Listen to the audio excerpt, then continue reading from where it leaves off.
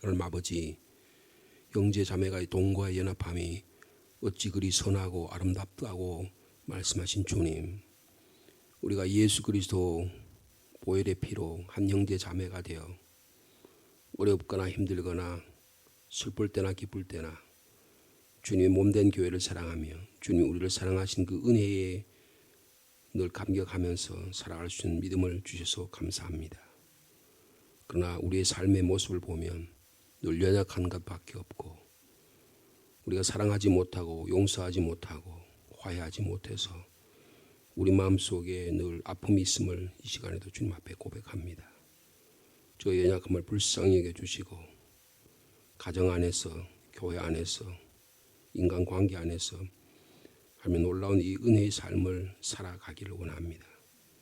주님의 그런 뜻을 잘 분별할 수 있는 저희들이 되게 하시고 뱀같이 지혜롭게 비둘기같이 순결하게 이 험악한 세상 가운데서 하나님의 교회 안에서 예수 그리스도의 믿음과 소망과 사랑의 삶을 잘 이루어가는 우리 교회가 되게 하여 주옵소서. 저분의 삶 속에 하나님의 영이 거하시고 저분의 삶 속에서 예수 그리스도의 보혈의 피가 살아 움직인다면 다른 것은 다 받아들일 수 있는 믿음의 넓은 품을 주시기를 원합니다. 나의 연약함을 주님께서 받아주셨듯이 저분의 연약함도 주님이 받아주셨다는 깊은 영적 이해를 가지고 오래 인내하면서 하나님의 사랑을 만들어가는 영적 공동체 저희 가정들 되도록 주께서 축복하여 주시옵소서. 오늘도 산상수훈의 말씀을 묵상하려고 합니다. 한 말씀도 잘 깨우치게 하시고 그 말씀 가운데 살아 역사하신 주님의 거룩한 뜻을 이루어드리는 하루의 삶이 될 수 있도록 인도하여 주옵소서. 예수님의 이름으로 기도하옵나이다. 아멘. 계속해서 마태복음 5장의 말씀입니다. 5장 21절에서 26절까지 말씀이 되겠습니다.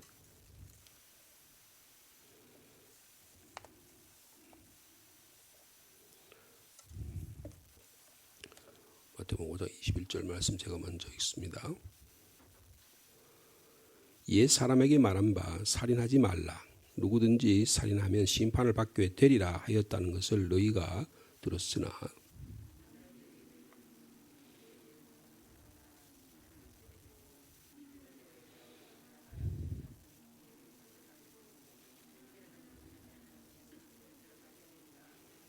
그러므로 예물을 제단에 드리려다가 거기서 내 형제에게 원망 들을 만한 일이 있는 것이 생각나거든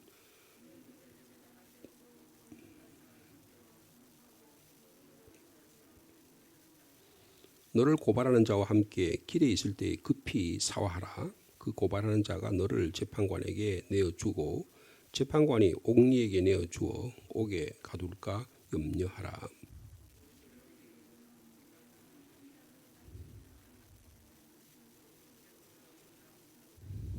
아멘.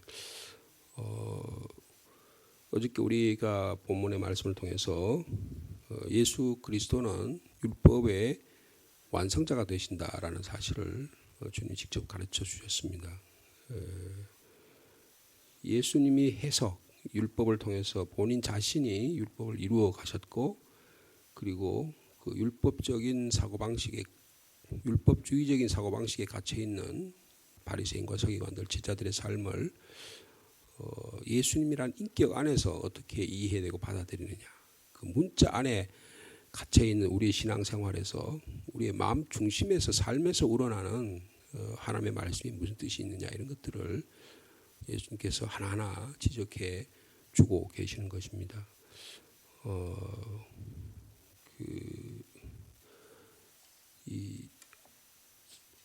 5장 3절에서 12절까지는요. 그리스도인의 성품에 대해서 이야기하는 거예요. 8가지 성품. 예수님의 성품이죠. 우리가 이 성품을 닮아가서 그러니까 나의 인격과 존재가 어떠하냐가 그 사람의 삶을 드러내는 거예요. 그래서 내가 하나님 없이는 살아갈 수 없다. 하나님과 관계를 바로 세우며 살아가야겠다. 그런 생각으로부터 다른 사람과의 관계도 중요하다.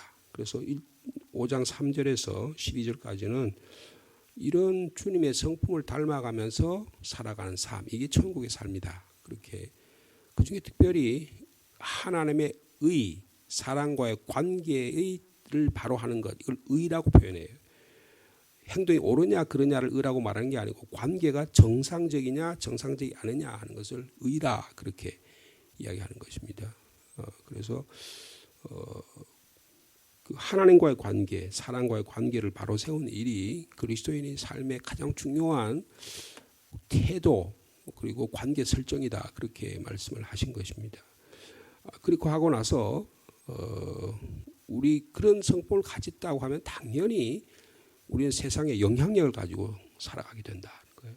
그 영향력이 두 가지로 말했죠. 소금과 빛이라고 하는 비유를 통해서 우리가 방부제 역할, 그리고 썩어가는 것들에게 막아준 역할, 그리고 또 화해 역할, 이런 역할들을 감당할 수 있다는 것을 말씀하셨습니다. 그래서 너희들이 빛이 되어라, 소금이 되어라고 말씀하신 게 아니고 너희는 빛이다, 소금이다 그렇게 말씀하시면서 특별히 빛의 역할을 감당하시면서 빛은 이렇게 숨기는 게 아니고 드러내는 거다. 우리의 존재가 우리의 성품이 주님 닮은 그런 8가지 성품을 가지고 살아가게 되면 자연적으로 우리가 세상에 드러나게 된다는 거예요. 그렇게 되면 하나님의 공의, 하나님의 나라가 드러나게 되는 겁니다. 그 모습을 이야기하고 나서 그 예수님께서 그 15장 16절에 보면 너희 빛이 사람 앞에 비치게 하여 그들로 세상 사람들은 너희 착한 행실을 보고 하나님께서 살아계시는구나, 하나님께 영광을 돌리게 하라 이렇게 말씀하셨어요. 그렇게 하고 나서요 예수님께서 그러면 내가 너희들에게 지금 말하려고 앞으로 지금 설명하는 게 뭐냐, 그 삶의 원리를 율법과 율법에 대한 예수님의 해석을 가지고 내가 율법의 완성자로서 너희들이 지금 이해하고 그걸 적용하고 살아가는 구약의 율법의 말씀을 이렇게 바로 받아들이고 살아가는 게 좋겠다. 그래서 그 말씀의 원리를 설명한 다음에 오늘 본문 말씀부터는 그리스도인의 실제적인 삶을 우리의 인격과 삶으로 적용해 나가는, 말씀을 통해서 적용해 나가는 것을 말씀해 주는 것이 5장 전체 내용입니다. 그래서 오늘 본문의 21절에서 26절은 살인하지 말라라는 말씀의 율법의 말씀을 해석하는 거고, 그 다음에는 27절에서 30절까지는 간음하지 말라는 말씀에 대한 해석, 그 다음에 31절과 32절은 결혼관계, 그리고 그 이후에 용서, 보복, 원수를 이런 여러 가지 것들에 대해서 하나하나 주님께서 말씀을 해주고 계신 것입니다. 예수님이 얼마나 하나님의 말씀을 잘 가르치고 우리에게 말씀을 잘 이해하게 하셨는지 하는 것이 아주 일목요연하게 아주 분명하게 말씀해 주고 있는 것입니다. 우리 21절 말씀 다시 한번 읽겠습니다. 시작. 옛 사람에게 말한 바 살인하지 말라. 누구든지 살인하면 심판을 받게 되리라 하였다는 것을 너희가 들었지만 나는 너희에게 말한다. 여러분, 구약의 말씀에 제일 많이 사용한 말이 하나님께서 말씀하여 가라사대, 그렇게 말씀하잖아요. 똑같은 표현이에요.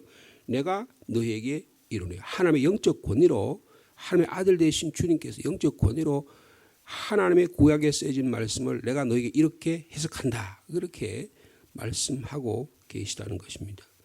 자, 그런데 예수님께서 그 제자들이 이해하는, 그 당시에 바리새인과 서기관들과 선생들이 이해하는 율법에 대한 것을 먼저 말씀하고 있습니다. 옛 사람에게 말한 바, 구약 시대를 말하는 거죠. 살인하지 말라. 누군지 살인하면 심판을 받게 되라. 여러분, 거기 보면 두 가지 문장이 나와요. 살인하지 말라는 것은 구약의 말씀입니다.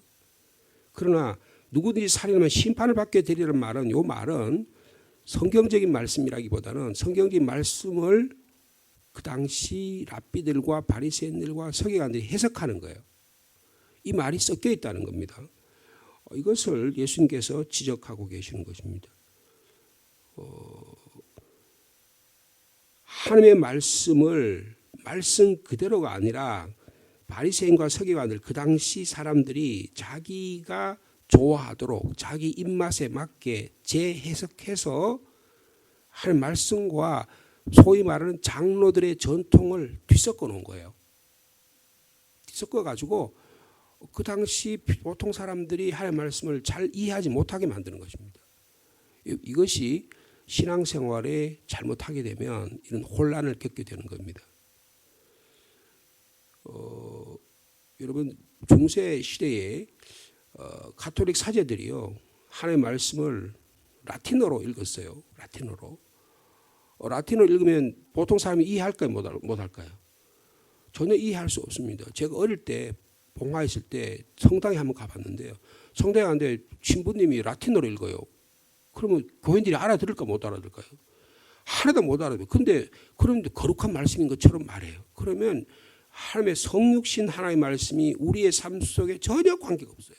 그러면 그렇게 그 성경을 라틴어로 읽은 다음에 그 다음에 강론을 하는데 가톨릭에서 만들어 놓은 교리를 강론해요. 하나님 말씀을 말씀대로 가르치지 않고 그렇게 되면 어떻게 해요? 가톨릭 교리를 교인들에게 가르치는 것입니다. 하나님 말씀을 가르치는 게 아니에요. 여러분 잘못하면 교회가 그런 오류를 범할 수 있다는 것입니다. 우리나라가 한국에 130여 년 전에 한국에 개신교가 들어왔어요. 중세시대의 로마 가톨릭가 130년이 지나고 나니까 어떻게 되냐면 이제는 교세가 강해지고 나름대로 교회가 커지고 하니까 교회 영향력이 커지고 하니까 교회의 목사나 교회 한 교단이 영향력을 행사하는 거예요.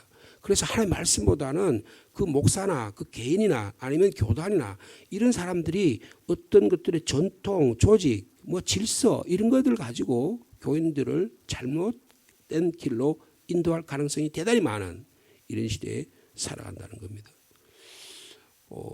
여러분 왜 개신교가 마틴 루터나 칼빈이나 여러 사람들이 왜 종교개혁을 했어요?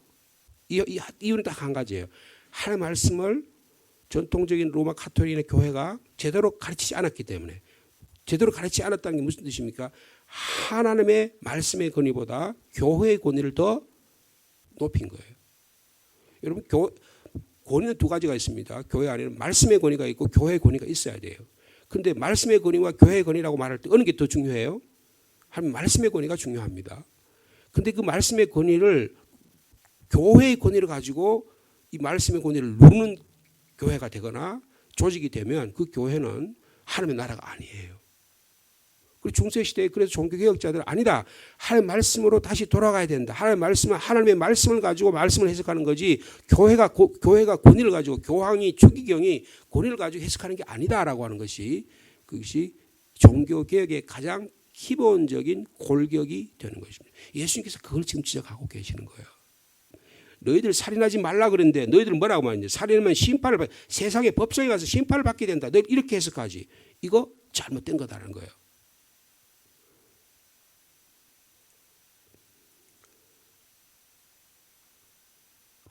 중세시대의 로마 가톨릭 사제들이 성경을 라틴어 모르는 사람들이 가르치는 꼴과 흡사한 것입니다. 이건 잘못된 거예요. 여러분 살인하지 말라는 건 하나님의 말씀입니다.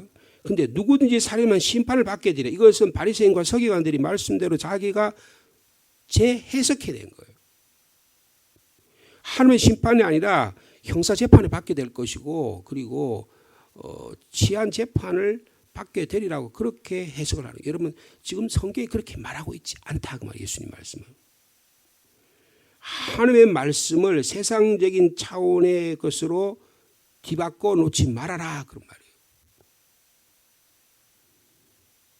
하나님 앞에서의 죄를 세상적인 죄로 만들어 가지고 너희들 종교 지도자들 그거 이용해 가지고 교인들 등쳐먹지 말아라 그 말이에요. 여러분 왜 공산주의가 태어났습니까? 공산주의 나오는 이유 딱 한 가지예요. 교회가 특별히 왜 소련이라는 나라에서 왜 공산주의가 볼셰비키 혁명이 일어났어요? 그 안에 로마 그 동방교회라고 그러죠. 러시아 전교회가 러시아의 짜르라는 황제하고 결합해가지고 서민들의 보통 사람들의 연약한 사람의 농민과 어려가는 사람들의 등을 쳐먹은 거예요. 세금을 싸가지고 이 세상은 어차피 괴로운 세상이니까 여기서 천국이 없다. 여기서는 비록 고생하더라도 하늘나라에 천국이 있다. 그렇게 내세 신앙을 가리키고 그 다음에 나머지 세금 비싸게 받아가지고 등쳐먹고 그래가지고 교황이 그 종교 지도자들과 정치 지도자들이 권력을 행사한 거예요. 여러분 그래서 너무너무 살기 어려우니까 혁명이 일어난 겁니다. 물론 공산주의가 잘못된 방법으로 해서 그 결과적으로는 좋지 않았지만 여러분 2000년 동안의 교회 가운데 이 하나님의 말씀을 잘못 해석하면 이런 엄청난 비극이 일어나는 거예요. 엄청난 비극이 일어나요. 오늘날 한국 교회도 이런 위기 가운데 있습니다. 그래서 많은 교회를 걱정하는 분들은 500년 전에 종교개혁이 한국에도 개신교도 일어나야 된다 이렇게 말할 정도로. 근데 이 핵심이 뭐냐? 하나님의 말씀의 권위보다 더 중요하게 여긴 것들은 우리의 삶 속에서 내려놓아야 된다는 거예요. 그러니까 이 사람들은 어떻게 생각하냐면 이렇게 가르치고 나서 야 너희들 세상 법정에만 안 걸리면 돼. 간음하지 말라, 살인하지 말라. 세상 법정에만 행동적으로만 간음 안 하면 되는 거야. 그렇게 가르쳐서 행동적으로 그러면 속으로 막 별 생각 다 하면서 말로 행동만 하면 괜찮다 그렇게 생각한 거예요. 지금 예수님이 그 이야기를 하고 계시다는 것입니다. 그래서 가톨릭에는 전통적인 해석에 따르면 구원받기 위해서는 영성체를 해야 된다. 영성체라는 건 성찬식에 참여해서 떡을 먹어야 된다고 이야기한 거예요. 마리아를 숭배해야 된다고 가르쳤습니다. 가톨릭 이외에는 구원이 없다고 가르쳤어요. 여러분 우리 교회 지도자들이 있잖아요. 예? 그러면 가톨릭 사제들은 목사로 취급도 안 해요. 그러니까 여러분 가톨릭이 중세시대 잘못해서 자기 동생이 태어난 거잖아요. 그죠? 개신교가 태어난 거지. 같은 뿌리예요. 같은 뿌리고 신앙 고백을 같습니다. 사도들의 신앙 고백을 같이 하는 거예요. 동일한 신앙 고백을 하는 거예요. 그러면 그 원리로 돌아가면 하나님 말씀에 세워져야 되는 거예요. 근데 가톨릭은요, 동방정교회나 개신교는 구원이 없다고 가르쳐요. 그러니까 개신교 목사를 보기로 개똥같이 아는 거죠. 그런 사람들이 많다고 말이에요. 이거 전적으로 잘못된 것입니다. 또 개신교 분들 가운데 그런 분이 있어요. 가톨릭에 구원이 없다고 가르치는 분이 있어요. 여러분 그렇지 않습니다. 타락하고 하나님의 말씀대로 살아가지 않는 그런 것들을 우리가 비판하고 개혁해야 되지만 가톨릭이나 동방종교나 개신교는 다 하나님을 믿는 신앙 고백하는 동일한 신앙 고백자들이에요. 근데 이게 하나님의 말씀으로 돌아가지 않으면 안 된다 그 말이에요. 여러분 중세시대의 로마 가톨릭의 교황의 권위를 더 최고로 높였어요. 그래서 하나님의 말씀이 모호한 것처럼 교황의 권위가 교황이 결정하고 추기경들이 결정하는 결정은 하나도 잘못이 없다. 이게 교황 모설이에요. 교황이 얼마나 많은 잘못을 했습니까? 지구가 둥글다는 것들을 가톨릭이 가르치지 못하게 만들었어요. 예? 천동설을 가르쳤잖아요. 성경적인 것을 과학적인 것에 근거인 것처럼 이야기해가지고 천동설을 가르치는데 갈릴레이가 어떻게 보면 재판을 받고 나서도 그래도 지구는 돌아간다 그랬잖아요. 그게 지동설이라고요. 심지어는 마틴 루터가 종교개혁할 당시는 어땠습니까? 면죄부를 팔아가지고 지금 바티칸 시티에 있는 베드로 성당을 지었잖아요. 그런데 그러게 그 악을 행하고 그런 부모들이 죽었는데 저 연옥이나 지옥에 가 있는데 면죄부를 갖다가 바치면 교회에다가 땡그랑하고 헌금통에 돈을 집어넣는 순간에 그 죽은 영혼이 천국으로 올라간다 그렇게 가르쳤잖아요. 사기꾼이죠. 주님이 그걸 지적하고 계신 거예요. 그래서 오늘 살인하지 말라. 너희들 그렇게 살인하지 말라는 하나님의 말씀을 너희들이 세상의 심판을 받지 않으면 살인하지 않는 거야. 너희들 그렇게 배우지만 이거 잘못된 거다 그런 거예요. 자, 우리 22절 말씀. 제가 지금 율법에 대한 전체적인 이해의 토대를 조금 말씀을 드린 겁니다. 상황을요. 자, 22절 말씀 같이 있습니다. 시작.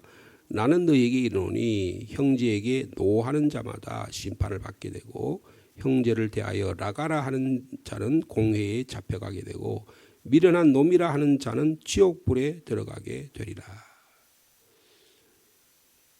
여러분 살인의 행동보다 더 중요한 것은 살인의 내면적 동기라는 거예요. 예수님께서 왜 주님께서 모세를 통해서 신명기 5장과 출애굽기 20장에 살인하지 말라 왜 이렇게 하나님께서 명령을 내리셨냐. 인간의 죄악이 인간의 안에 내면의 그 동기가 악하기 때문이라는 거예요. 그 동기를 보라는 거예요. 여러분, 기독교는 내면의 이 동기, 모티브를 중요하게 여기는 겁니다. 이걸 잃어버리는 순간에 이거는 종교가 종교로 타락하게 되는 거예요. 내가 무슨 잘못을 했어? 내가 간음을 했냐, 살인을 했냐, 내가 남의 집에 도둑질을 했냐, 나는 거룩한 존재다. 이렇게 착각하고 살아가지 말으라는 거예요.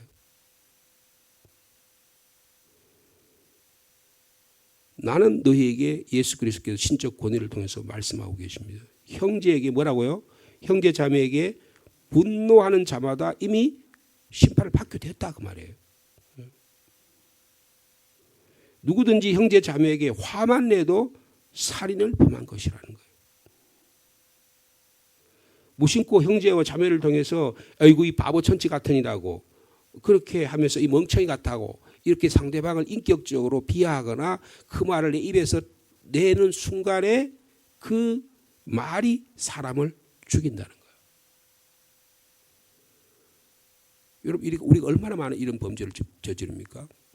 내가 굉장히 의로운 것처럼 내가 굉장히 정당한 것처럼 이야기하지만 그 안에 포장을 그렇게 해놨지만 그 마음의 내면이 어떠냐면 주님 그걸 말씀하신다네. 그거는 주님과 나만 알아요. 누가 뭐라고 이렇게 상대방에 대해서 공격할 수가 없어요. 여러분, 주님 오늘 아침에 그 말씀을 하고 계시는 것입니다.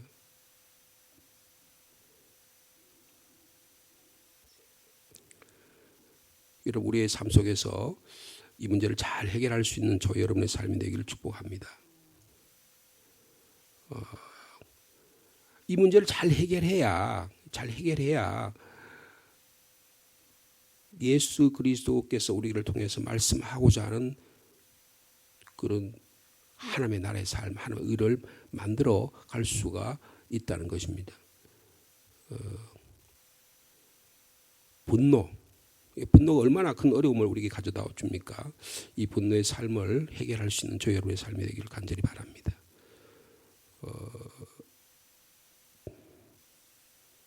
예를 들어서 대표적인 분노가 어떤 사람이에요? 가인이잖아요. 하나님께 예배를 드렸습니다. 자기 정성껏 준비해서 예배를 드렸어요. 근데 어쩐 일인지 그날 예배를 하나님이 안 받으셨어요. 그 동생 예배는 받으셨어요. 그러면 가인이 어떻게 생각하면 되는 거예요? 아, 내가 주님 앞에 정성대로 제대로 된 예배를 드리지 못해서 주님 못 받으셨구나. 주님 제가 죄송합니다. 제가 다시 주님께 올바른 예배를 드리겠습니다 하면 되잖아요. 근데 어떻게 합니까? 옆에 있는 집에 있는 동생 집에는 막 축복도 주고 일도 잘 되고 하나님 축복하신 것 같고 나는 이게 무슨 꼴이야 싶으니까 하나님 나를 미워하고 저 동생을 사랑하나 보다 하고 어떻게 돼요? 동생을 비교의 대상으로 생각하는 것입니다. 그래서 얼굴이 막 울그락불락해지고 막 동네 돌아다니면서 막 동생 욕을 하고 돌아다닌 거예요. 교회 신앙생활하면서 형제 자매들이 욕을 하고 돌아다녔다 그 말이에요. 막 뒷담을 하고 돌아다녔다 그 말이에요. 여러분 그게 살인입니다. 다른 게 아니에요. 나는 살인죄를 범하지 않았다고 여러분 우리가 잘못 생각하지 말아라 그 말이에요. 우리가 흔히 잘못하면 이런 엄청난 범죄를 우리가 하고 있다. 얘는 주님께서 그 말씀을 하고 계시는 거예요.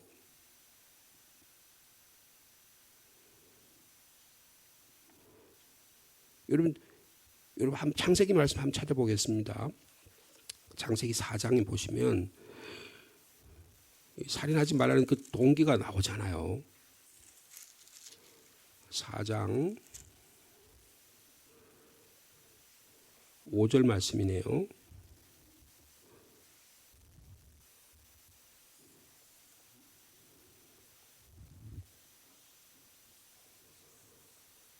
사장 5절 6절 말씀은 제가 봐드리겠습니다. 가인과 그의 제물은 받지 아니하신지라.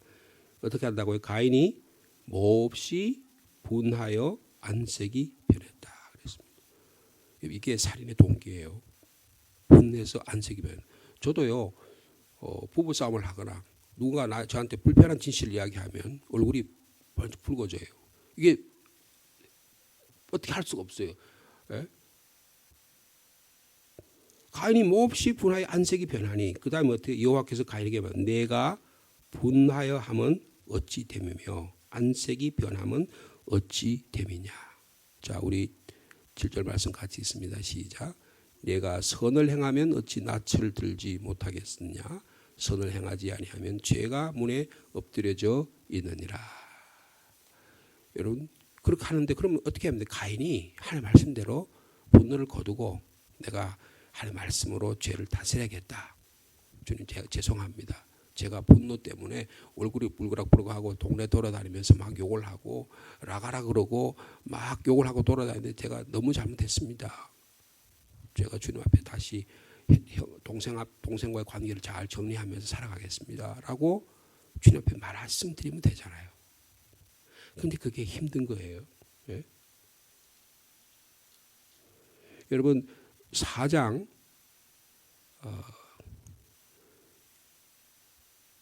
23절 말씀만 보겠습니다. 이 가인의 후손 가운데 7대 후손 라멕이라는 사람이 있어요. 라멕이 자기 아내들에게 하는 말입니다. 이 사람이 얼마나 이 살인의 동기가 유전이 돼가지고 살인 동기 후손에게 이어져가지고 그런 잘못된 율법주의적인 안에 내면의 세계는 전혀 관심이 없고 겉으로만 하다 보니까 이 내면의 것들이 막 그대로 유전이 된 거예요. 자 보세요. 23절에 라멕이 아내들에게 이르되 아다와 실라여 내 목소리를 들으라. 이제 아직 드러내놓고 하는 말이 보세요. 라멕의 아내들이여 내 말을 들으라. 나의 상처로 말미암아 내가 상대방에 좀 손해를 당했어요. 내가 인격적인 좀 그 약간의 어려움을 당했어요. 누군가 나를 손해를 끼쳤어요. 그러니까 나의 상처로 말미암아 그다음 어떻게 해요? 그거를 대갚아 주는 어떻게 합니까? 이제는 내가 사람을 죽여요. 나의 상함으로 말미암아 소년을 죽였다. 자, 24절 말씀 같이 있습니다. 시작. 가인을 위하여는 벌이 7배일지만 라멕을 위하여는 벌이 77배이라.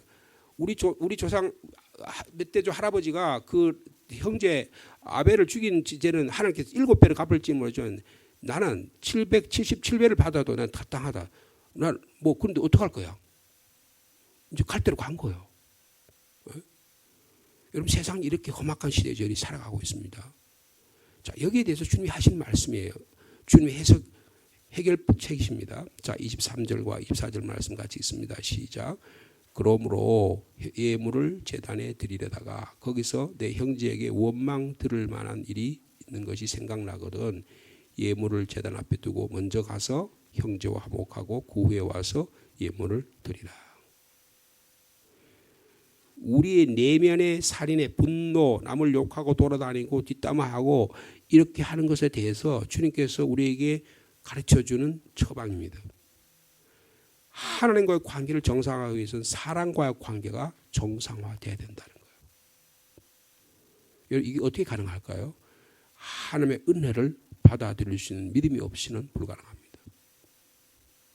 여러분 이 시간에 하나님 은혜가 저 여러분 가운데 예수 그리스도의 보혈의 사랑이 저 여러분 가운데 임하기를 축복합니다. 주님의 은혜 없이는 다시 은혜로 돌아가지 않고는 믿음의 삶을 회복하지 않고는 이것이 결코 일어날 수 없다는 것입니다. 여러분 우리의 습관은 아주 악해서 악한 습관은 아주 계속 그게 막 속도를 더 내기 쉽습니다. 그러나 우리의 선행과 아름다운 일을 만들기는 그 엄청난 노력과 심혈을 기울여야 돼요. 예배에 들어가서 헌금을 드리는데 갑자기 어떤 친구에게 원망할 드릴 일이 생각이 났어요. 그럼 헌금 내려놓고 즉시 가서 그 친구가 해서 여보게 내가 잘못했네.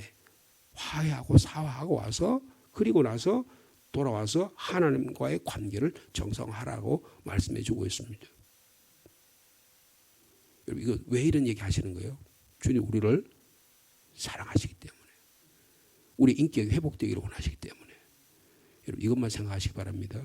야 아벨은 좋아하고 나를 미워해서 주님께서 나보고 목사가 오늘 나보고 들으라고 그냥 기분 나쁜 말만 하는 거 이렇게 생각하지 마시라는 거예요. 주님께서 우리의 삶 속에서 나를 회복하게 하셔서 나의 인격이 하나님과의 관계가 정상화돼서 정말 아름다운 삶을 나의 가정이 아름다운 삶으로 살아가도록 야 저분의 삶이 저렇게 회복되는 거 참 하늘의 영광이 되네. 여러분 하나님이 기뻐하시는 온전한 제사를 드리는 저 여러분 되기를 바랍니다. 이사야 1장에 보면 너희들이 수천 수만의 수양과 번제를 다 드려도 내가 그걸 받는가 봐라. 네 손에 막 피를 말 흘리면서 형제의 관계를 해서 막 욕을 하고 돌아다니고 예배 주일날은 거룩한 예배를 드리고 세상에 나가서 온갖 나쁜 짓 하는데 내가 그 제물을 받을 것 같아? 너희들 나라 망한다 망해. 주님 그렇게 말씀하셨잖아요. 여러분 하나님과 이웃과의 관계가 정상화되는 그런 하나님의 의를 이루어드리는 저 여러분의 삶 되기를 축복합니다. 25절도 마찬가지예요. 23절과 24절은 교회 안에서의 성도들과의 관계입니다. 25절은 뭡니까? 세상 사람과의 관계예요.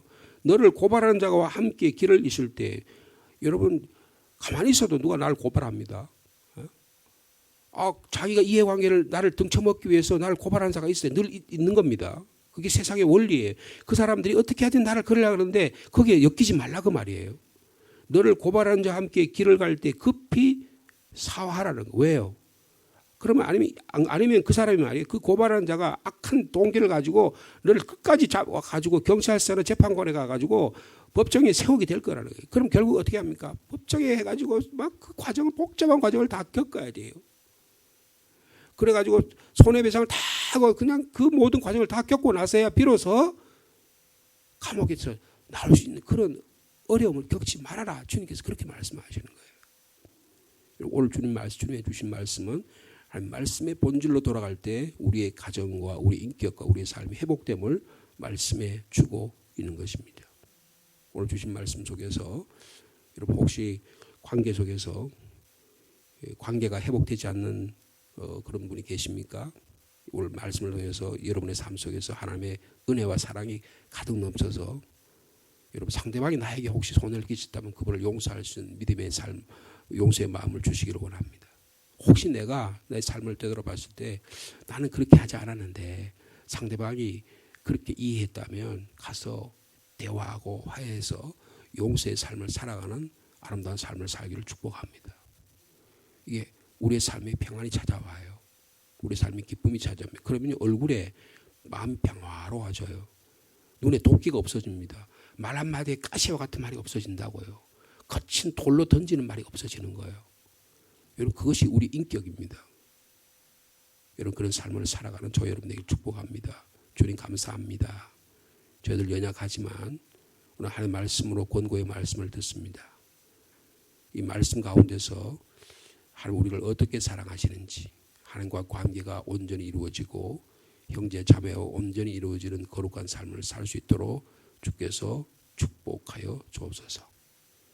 우리의 예배가 회복되고 우리 인간관계가 회복될 때 하나님은 우리 가정을 축복하시고 우리 교회를 축복해 주실 줄로 믿습니다.